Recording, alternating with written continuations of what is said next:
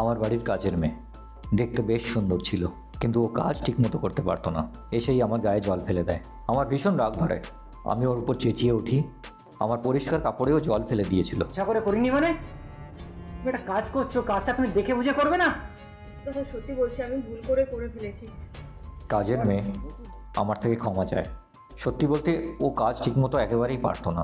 হয়তো ওর সৌন্দর্য ছিল, যেটার কারণে আমি ওকে এখনও কাজ থেকে বার করিনি। কিছু একটা ছিল যেটা আমায় বারবার আটকে দিত, আর আমি চাইতাম ওকে রোজ দেখতে। ও খুব করে ক্ষমা চায় আমার সামনে। ও ওখান থেকে চলে যায়, আবার কাজ করতে শুরু করে। আমি চুপচাপ টিভি দেখছিলাম।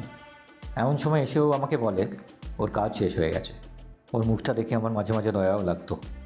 এমন সময় ও আমাকে বলে ওঠে ওর কিছু টাকার দরকার, আমার থেকে টাকা ধার চাইছে। একটা মোমেন্টের জন্য মনে হয়েছিল আমি ওকে টাকাটা দিয়ে দেবো, কিন্তু জানি না কেন আমার মনে হঠাৎ একটা রাগ আসে। ওর ভাইয়ের কলেজ ফিস দেওয়ার জন্য টাকার দরকার। আমি ভীষণ রেগে যাই। এরকম করবেন না, দেখুন। একদম চুপ। আর ডিসাইড করি ওকে আমি কাজ থেকেই বার করে দেবো, আর ওকে এখান থেকে চলে যেতে বলি। ও আমার কাছ থেকে ক্ষমা চাইতে থাকে।